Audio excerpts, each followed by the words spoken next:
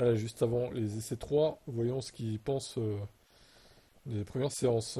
Les EL1 n'ont pas été la meilleure séance pour nous, mais nous avons quand même beaucoup appris, déclare Lewis. Les EL2 étaient bien meilleurs, la voiture c'était bien, la piste était très chaude, donc c'était dur pour les pneus. Surtout sur les long runs, dans l'ensemble, cependant, nous n'avions pas l'impression d'être trop loin d'être en tête du peloton.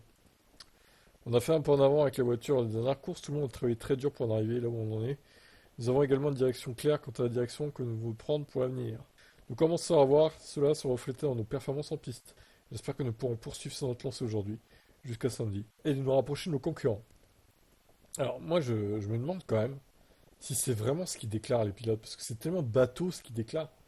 Est-ce que c'est pas le chargé de communication de l'équipe qui écrit ça en fait, tout simplement, mais ils n'ont pas du tout déclaré ça. Je vois mal Hamilton déclarer des banalités pareilles, en fait, ça me paraît bizarre quand même. Russell, on a passé une bonne journée en plus aujourd'hui, la voiture se comportait très bien sur le circuit, encourageant de voir Lewis en tête. Notre rythme sur les longs runs en FP1 était compétitif, en EL2, il semblait que notre rythme sur un tour était légèrement plus élevé que notre vitesse sur les longs relais, mais dans l'ensemble, la voiture se sent solide. On est que vendredi, mais ça fait un moment que nous n'avons pas été régulièrement dans le haut du peloton. Je me sens excité, et c'est ce que nous recherchons depuis un moment. Nous ne prendrons pas les devants et travaillerons assidûment ce soir et demain pour préparer mieux les qualifs et la course. Chauvelin, pour finir, notre rythme sur un tour semble compétitif et assez proche de celui de plusieurs autres équipes.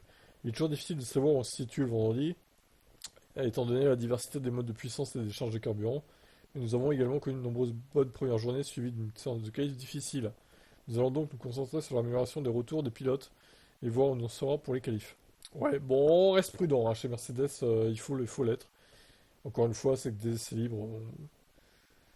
Je sais pas à quoi ils jouent hein, dans les essais libres. Est-ce qu'ils vraiment ils mettent moins de carburant que les autres ou est-ce qu'ils mettent une map moteur plus puissante?